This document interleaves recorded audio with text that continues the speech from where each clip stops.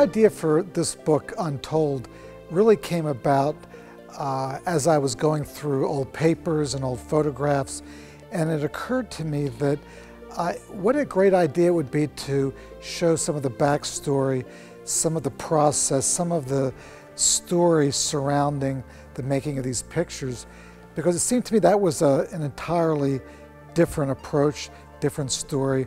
This shows in some cases how difficult it was to get access and do these stories. I mean, the monsoon was an incredibly arduous task in that I spent so much of my time up to my chest in dirty water, and I don't think people may realize the amount of strange situations we find ourselves in as photographers. One of the great things about recollecting stories and going back into my past work and these 15 different stories was as I would dig through papers and old photographs, so many old memories kind of flooded into my head, and I suddenly started to remember things that I hadn't even thought of for sometimes 10, 15, 20 years. So it was really a wonderful way to kind of relive and to look back at all these amazing places and stories that I've been involved with for the past 30 years.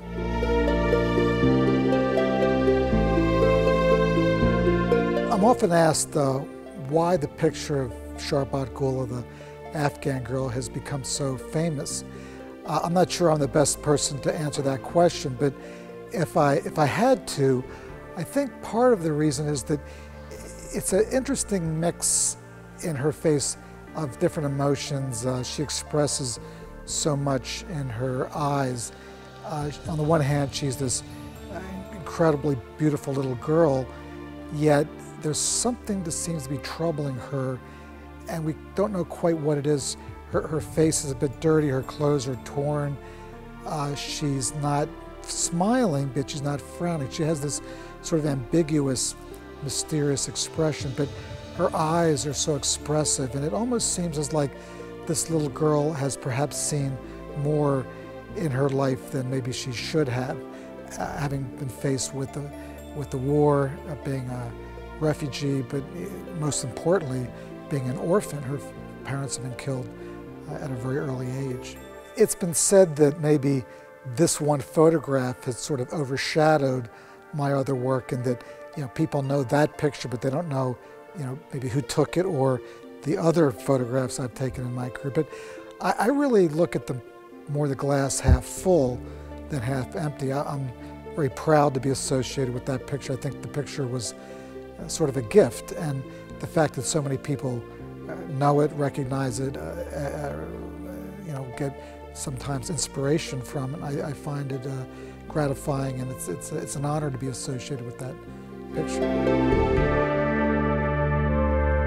Looking forward to future projects, assignments, what I do is I imagine a story or a place that I think is important to go to and to tell that story, to explore it, I places that I'm really excited to go to in the future are places like Madagascar and Iran and Central Asia.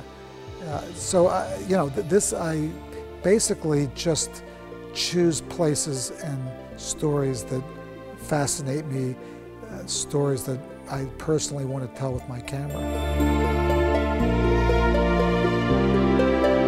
In photography, we're never quite, in photography, I think we're never quite subjective. I always think we have our own point of view.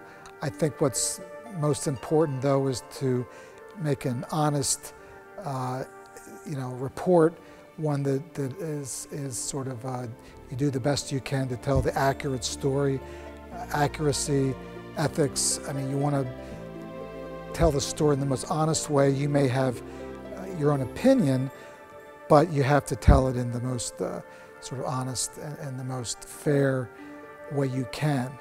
But I think we always have our own ideas, our own opinions, but we still have to do a kind of a balanced and fair presentation.